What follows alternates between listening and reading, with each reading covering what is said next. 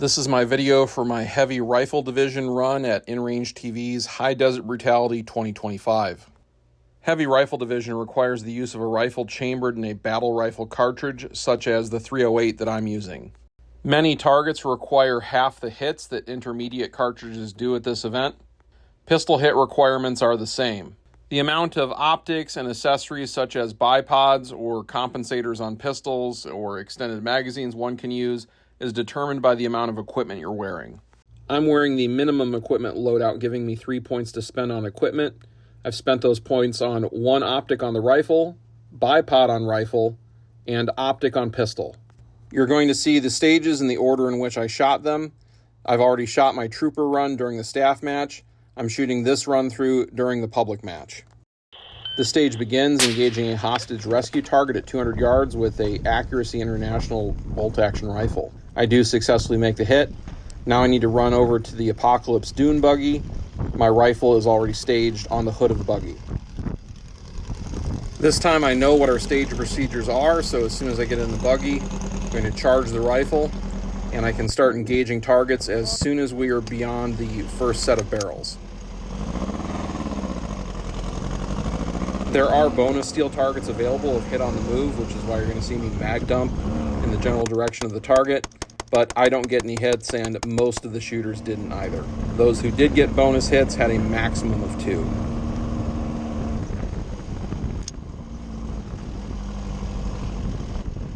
Once in position, there is going to be 2 steel targets at around 100 yards. I have to hit them in sweeps with 1 hit each. 1, 2, 1, 2.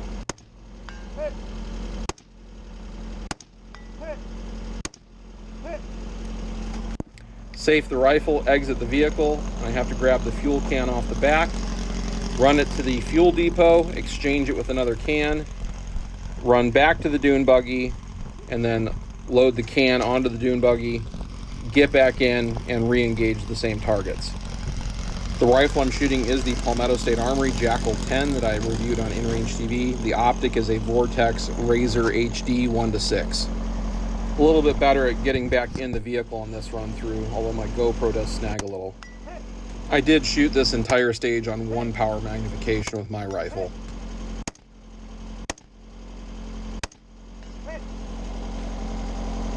I am second in heavy rifle division on this stage. This stage begins with the shooter prone with their sights on the bonus target at 615 yards. You have 3 shots available to make the hit. If you hit it, it's a 60-second bonus. Don't really have good dope for this rifle past 500, so I do not get the bonus hit. From this position, the shooter or their rifle must be making contact with the tank trap. And here's a difference between heavy rifle and other modern divisions. I only need to hit all of the targets once in heavy rifle. There are 2 targets at 100, 1 at 200, and 1 at 500. From this prop, I have to engage through 2 different circles.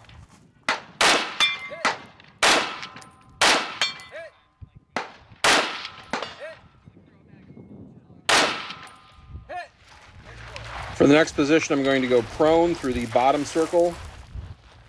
From this position, I do experience some noticeable concussion blasting back at me because the muzzle device is just inside the circle and it is redirecting more of it back at me.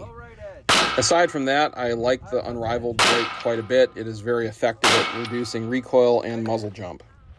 If I hadn't missed, I wouldn't have needed to reload here. One of the downsides of heavy rifle, of course, is reduced capacity, but it is offset with those reduced hit requirements. Drop the mag, fire the last round out at the 200-yard target. I do successfully make that hit. Engage the stab target on the way over to the bus. I cannot load my rifle until I am on the bus itself.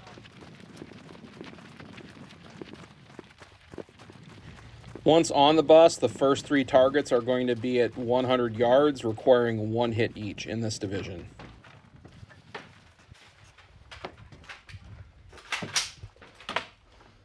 And I did dial my magnification down on the way over. Hit,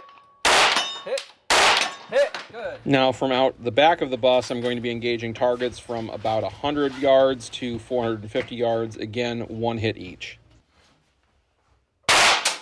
Hit. All right. Hit. Hit. Good.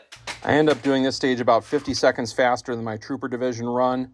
I am second in Heavy Rifle Division on this stage. While waiting to shoot our third stage of the day, I was on the ground next to the tower, watching downrange, and I saw a puff of smoke start after a competitor hit a target at 300 yards. I immediately called the entire range cold, and we rushed downrange with ATVs to attempt to contain the fire with fire extinguishers. We were on the side of the fire in less than 2 minutes, and we expended all of our fire extinguishers, but the fire was already out of control. I told everyone to get back in the ATVs and exit the area as the fire was rapidly getting out of control. On the way back, I called out on the radio to call 911, and our admin immediately called 911 for local fire to get to the scene, and they were on site within about 25 minutes. Our staff immediately began working to get shooters away from the potential hazardous areas, conduct head counts, evacuate the campers in case the fire spread, and make sure the roads were clear for the fire department to arrive. While this was going on, I went with one of our other staff members to get the range's firefighting water truck into action. We moved to one end of the fire and worked to contain it until we ran out of gas in the water pump generator and had to retreat.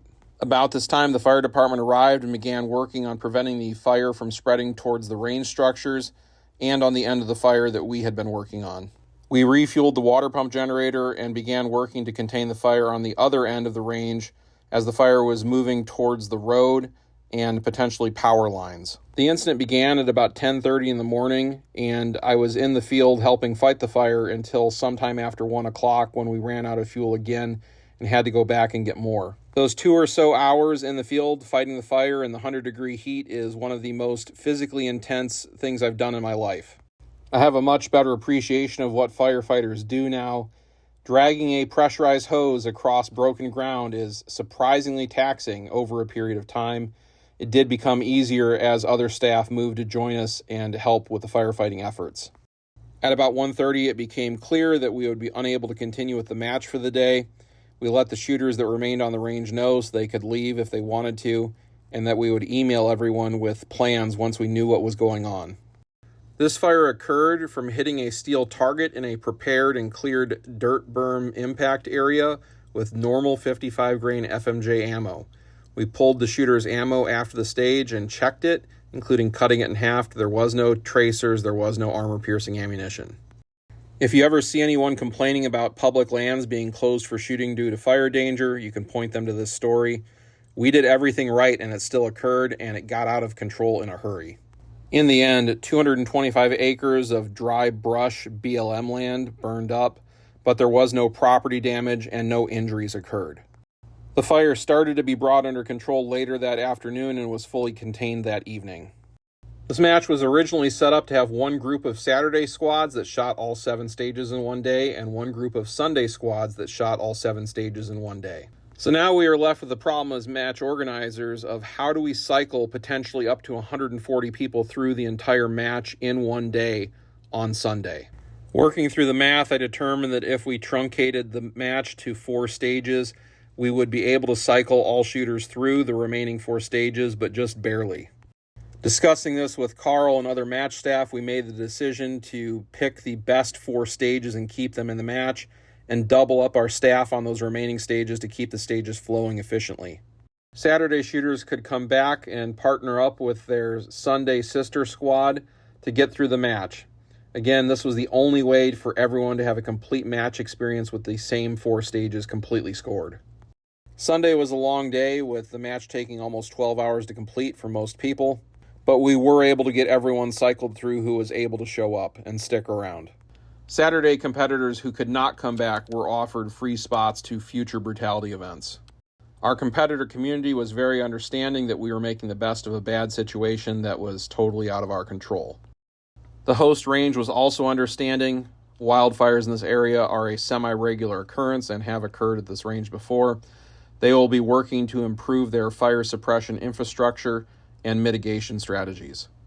I was not planning on completing my heavy rifle division run. After the events of the day, I was extremely exhausted and dehydrated, and making sure the match function would be my priority the following day. But David Lane from Recoil Magazine peer pressured me into completing my run, saying that he wanted to see his scores compared to mine in the final results. So after the match was up and running, sometime in the early afternoon, I started filtering into my remaining 2 stages when there were gaps in the schedule. The stage begins with the WWSD KP9 stage PCC. It has a 1.5 power ACOG on it, and I have 7 rounds to make 6 hits at 60 yards. This is my gun, and I leave 2 plates standing. Watching my technique, I didn't pull to the corner all the way for maximum support.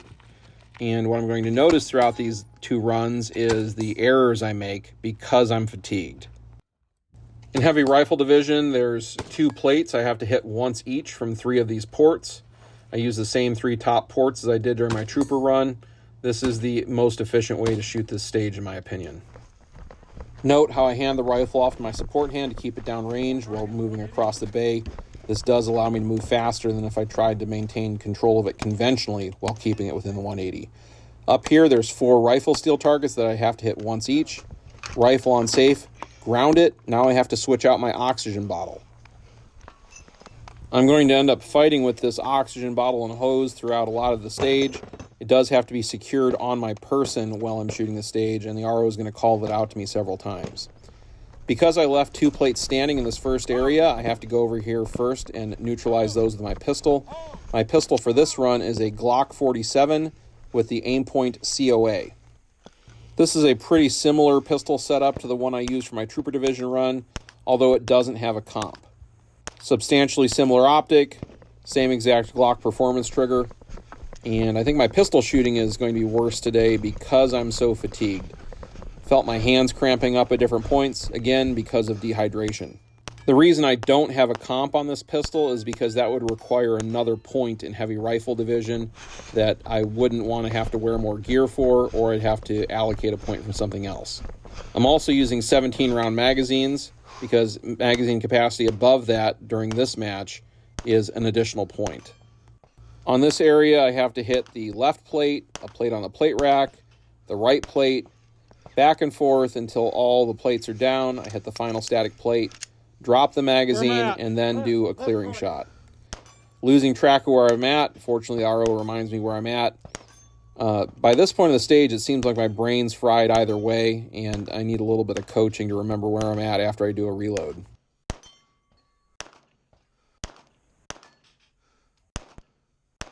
It's always funny when you have to do an initial clearing shot, but you've already shot empty. Drop back. Good. Missing this shot is going to give me a plus 15-second penalty. Back over to the tower. Once I'm there, I'm going to reacquire my rifle, and I have to do 2 sweeps of 1 hit each on the 4 rifle targets. 1 hit each, 2 sweeps.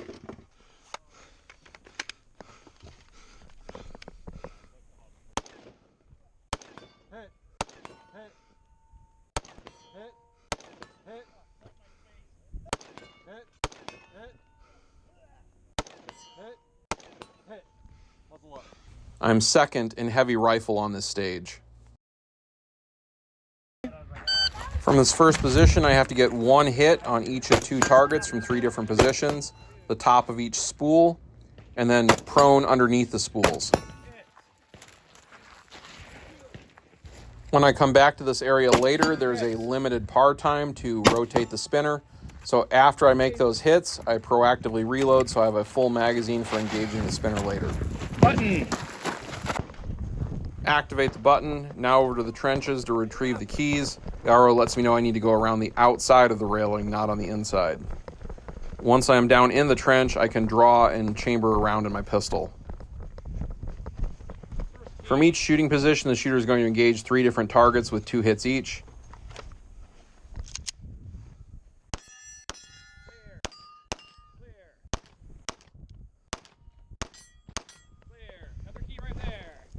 Already been in this trench before, but I can't remember where the keys are. At least it's relatively easy to keep track of which targets I'm supposed to shoot. A lot more reloading going through here with 17 round magazines than with the 24 rounders I used before. You might be able to tell if you watch my Trooper video that the cadence of my shots is just a little bit slower without a comp to get the sights back on target. Drop the mag, clearing shot here. If you miss that target, it's plus 15 seconds. Fortunately, I get this one.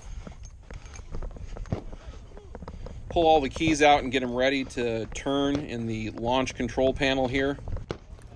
Once I have all the keys in and activated, I have 45 seconds from the final shooting position to hit 2 steel targets again and rotate the spinner for a 60-second bonus.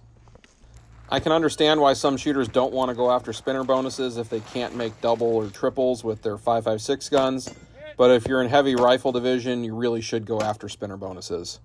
I'm able to rotate this one in 4 hits.